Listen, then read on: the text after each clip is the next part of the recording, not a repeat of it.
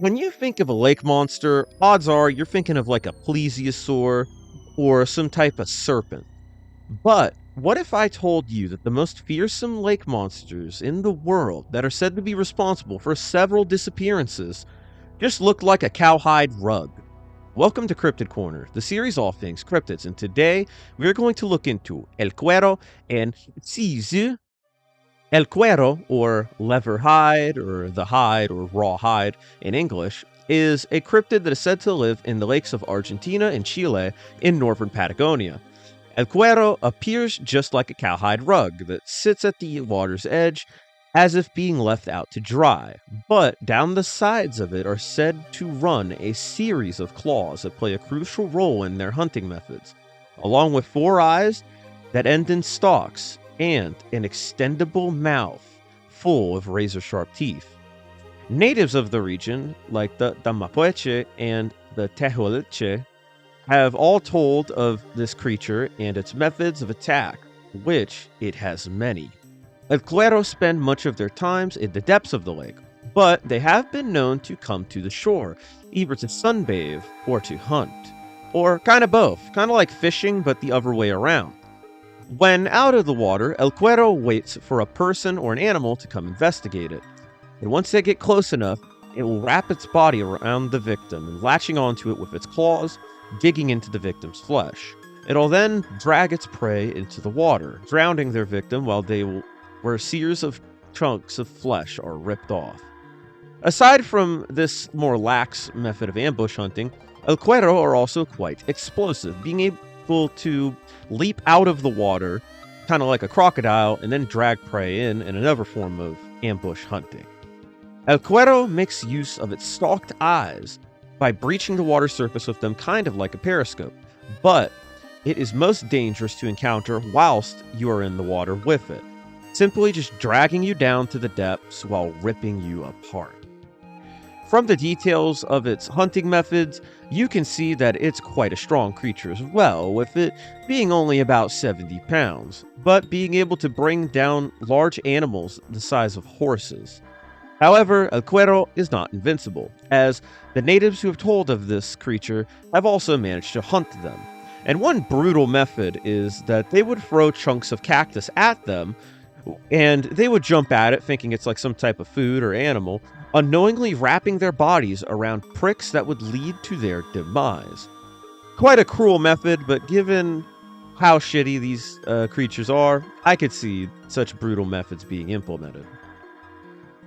El Cuero has been known by the natives of this region for generations, but the earliest written mention of the hide comes from Chilean writer Felipe Gómez de Vidaurre in his 1789 book, Historia Geográfica.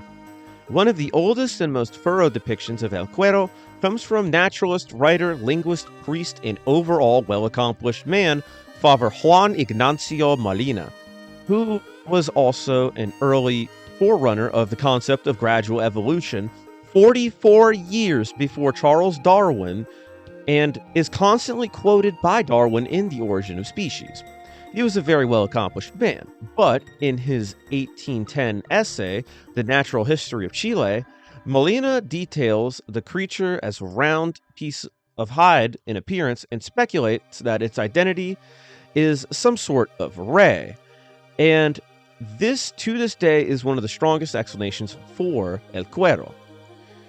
And following the mentions of El Cuero tend to vanish for about a century in print, only showing up way later when there would be a bunch of books relating to local religious practices and folklore in the early 1900s, which correlated with a resurgence of El Cuero stories. And there's a lot of stuff that I'm probably already butchering and that I will butcher later, so I'll go ahead and spare you all from butchering all of those book names. All of a sudden, El Cuero had a very big burst in popularity, and one of the most iconic tales of it comes from an undated yet rather infamous story which involves a mother doing her laundry at the edge of the lake while her child plays in the water. All of a sudden, El Cuero had burst from the lake and attacked kind of like a crocodile, snatching up the child, never to be seen again. In 1976, a group of divers in Lake Moreno, which flows into Lake Nahuel Huapi, where a lot of more stingray sightings have occurred, would look for the remains of a tourist bus that fell into the lake. And at the bottom of this lake, there were said to be giant rays. In 1996, a group of people would witness a bizarre creature in Lago Lolag, which resembles a flat stone swimming in the water. And as recently as 2023, a lake monster that is said to live in Lake Rancho has been suspected to be an El Cuero, with people from all over the internet and from the area speculating that it is the hide itself. Now, interestingly, a very similar creature is said to live in China, very far from the Patagonian wilderness. And if you thought that I butchered a lot of the Spanish and the tribe names, get ready for my Chinese, because this is not it. And this creature is known as Xízǐ, or the blanket, also known as Tuan, meaning blood-sucking blanket, or Dipijuan, which means ground leather rug, very close to El Cuero. Xízǐ is said to resemble a woolly blanket or a floor mat, coming in varieties of coloration and texture to best imitate human rugs and blankets, sometimes even appearing dirty and mossy to imitate unclean rugs.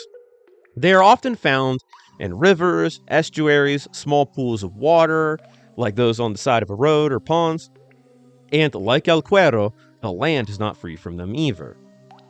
One key difference from Xízǐ and El Cuero is that instead of claws on its side, Xízǐ uses very sharp suction cups similar to a squid on one side of their body, typically the bottom side.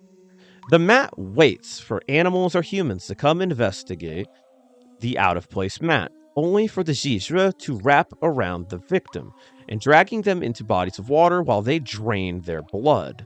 But if you thought El Cuero was bad, Xízǐ can reach truly terrifying sizes, about 13 feet in diameter at max, and with suckers that are said to get as large as rice bowls.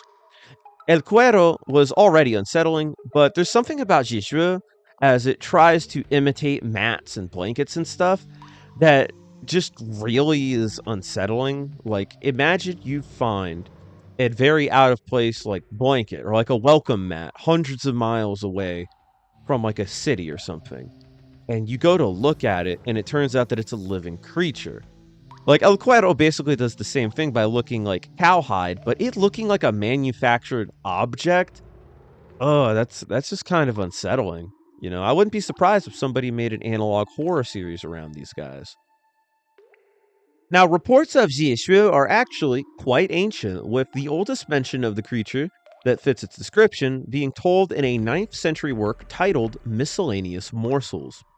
The account describes a leaf-shaped animal that was about 13 feet in diameter and had sharp suckers on its lower half that it used to attack a fisherman, who managed to escape the creature's grasp but would still succumb to his injuries shortly after. Jumping a few hundred years down the line to 1771, a creature shaped like a dustpan with sharp suckers would attack a diver in a river in Zhangjiang. In the mid 70s, in a pond in Riuli, Xie would attach itself to a young girl's arm. Unable to free her from its grasp, her father would amputate the whole arm. And a few weeks later, in the same pond, a man would go take a dip, but he would be dragged down by what an onlooker referred to as a floating shadow. And when they drained the pond, they found him wrapped in several xie. On an autumn night in 1993, two brothers near the Daolo River were searching for frogs when they would spot what appeared to be a green blanket lying on the ground. One of the brothers would go to investigate when suddenly the creature would wrap itself around the boy's leg. Thankfully, the other brother wasn't fucking around, so he burnt it, with it eventually freeing itself and waddling off into the night. On March 15th of 2000, a xie would be reported again near Daolo, attacking a puppy. The mother dog would bite the sick son of a bitch, leading to it releasing her puppy. But unfortunately, the poor pupper would succumb to blood loss and was covered in sucker marks. And an undated yet more recent account of Xízǐ comes from Yunnan, where a massive one tried to do the same thing with a baby elephant. These things are so big that they attack elephants now. But on a lighter note, the mother elephant would swiftly react, getting her calf out of harm's way and trampling this bastard. Good. Now, on two different sides of the world, in Patagonia and in China, we have stories about welcome mats that eat people. So, what the hell can we make of it all? There are two primary explanations for El Cuero and Xízǐ, and on Cryptid Corner, we always start with the wildest ones first. Due to the suckers on Xízǐ and the flexibility of both creatures, it has been speculated that these two could be some sort of freshwater cephalopod. Many have drawn parallels between the flat, rounded appearance of both and have compared it to the vampire squid, who has webbing between its tentacles, which it uses to wrap around its prey, very similar to today's cryptids. And El Cuero reportedly had stalked eyes, which could have evolved due to this mystery octopus taking a body shape where it places its eyes towards the very top of its head. And although these creatures can spend extended periods outside of the water, octopi can last for about an hour, give or take, on dry land. Given them appearing like cowhide or wool blankets, cephalopods have a very fascinating ability to imitate objects, changing the color and even the texture of their skin at will. So perhaps, as a weird example of convergent evolution and evolution in general, cephalopods evolved to live in freshwater ecosystems, imitating dead cows and even man-made mats in order to snare prey that wanders too close. I find this very fascinating to think about, as cephalopods are one of the few animals that have some anatomical features and the intelligence to actually pull something like this off. The largest problem is that they cannot spend much time out of the water in general, and no cephalopod has been able to adapt to fresh water.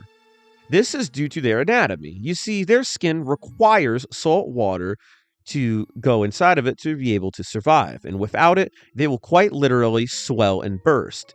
You could probably think about it like putting salt on a slug, but the other way around. I don't know if that's a proper comparison, but that's kind of what I think of. And as stated earlier, cephalopods can only really last outside of water for about an hour. But with how weird nature can be and with how weird cephalopods just straight up are, I could definitely see something like this evolving at some point, perhaps even adapting to life on land. Now, the more accepted theory is that these accounts are sightings of freshwater stingrays, either out of place, undiscovered, or even just hyperbolized encounters with local species that are undocumented. El Cuero was suspected to be a form of ray as far back as the 1800s with Molina and the Chinese cryptozoologist David Xízǐ, who compiled very much information on the Xízǐ and is considered an expert on the topic, also agrees that he thinks that Xízǐ is a type of ray. Starting with El Cuero, the short-tailed river stingray is a species of freshwater stingray that can be found in Argentina and can reach sizes comparable to El Cuero, with some reaching widths of about 6 feet in diameter and weighing nearly 500 pounds. And looking at some pictures of some of them, I definitely could see the resemblance to cowhide, although these rays are not said to live in Chile. Although saltwater rays have been known to find their way into some freshwater environments, with even large rays ending up stranded in lakes, finding themselves beached after trying to escape. Or perhaps there could be rays like short-tailed rays living in lakes in Chile that just have gone unnoticed. Maybe through a bunch of flooding and transportation, they just managed to get there, but people haven't found them yet. Regarding the Xízǐ, the giant freshwater stingray is known to inhabit much of China, and they can reach insane sizes, growing up to 7 feet in diameter and weighing up to 660 pounds. But still, even though a stingray is a close match to these legends, there are still a lot of aspects of these creatures that do not line up at all, like them surviving out of water and, all the claws and becoming whole ass blankets. I personally think that Xízǐ and El Cuero exist as cautionary tales that were inspired by stingray sightings and defense stories. Discovering a ray would be quite a bizarre creature, especially if you live in an area that doesn't have stingrays. It would be very unfamiliar. So the closest thing you'd compare them to is a sort of hide. And if you are curious enough to go touch one, it may sting you in a last-ditch effort, leading to death. So I could definitely see like accounts of people dying to stingrays being hyperbolized. Another reason behind these stories could be able to dissuade theft. And the more you think about it, the more this explanation makes a lot more sense. Someone cleaning off cowhide or perhaps doing some laundry by the river may have to take a step aside for a minute to go do something, leaving their belongings unattended. So, how do you stop these delinquents from taking your rugs? Simple. You tell them that it is a monster that will rip open your flesh and drown you. It still doesn't really explain some of the Xízǐ encounters and the detail of suckers. And also, those boys had fought off something in those woods, according to their story. They would never lie. The people who've witnessed this stuff, they're never lying, right? And regarding that one guy at the bottom of that pond, yeah, if that's a real story, that sounds like a crime scene to me. That's a little iffy. The legends of both El Cuero and Xízǐ are very interesting as they speak of very similar creatures on two completely different sides of the world. And although the chances of a laundry-looking ambush hunting octopi or stingray is a very slim chance of existing, it is still quite a unique legend when you think about it. Both of these cultures created cautionary tales that speak of the dangers that lurk within the water's edge, perhaps with some inspiration from stingray attacks, that also have a very strong anti-theft messaging to them. After all, you never know what dangers lurk at the bottom of the lake. It might even be a family of man-eating t-shirts. And that's going to do it for El Cuero and Xízǐ. Thank you all for watching. This was pretty interesting because I knew about El Cuero for quite a bit of time. I always thought it kind of interesting. I'd think about it every now and again. But I didn't know about Xízǐ, so I don't even know if I pronounced that right. I had to have mispronounced so much in this video. Hey man, I was not only talking about Spanish, I was talking like about Chinese stuff too, so that's kind of wild. But anyways, what do you think about it? Do you think that there is a bunch of leather that's eating people, or perhaps doormats that are stepping on you instead? Let me know what you think about it down in the comments. I definitely love to see what you guys say. Love your recommendations. I'll always love reading through the comments. Make sure to leave a comment, like the video, subscribe if you like it, of course, and ring that bell. And I will see you in the next one. Oh, and it's going to be a lake monster, but it's going to be a very interesting... It's kind of a lake. It is a lake monster, but not in the way you think. So I guess this is Lake Monster Week. Cool. Anyways, thank you all, and goodbye.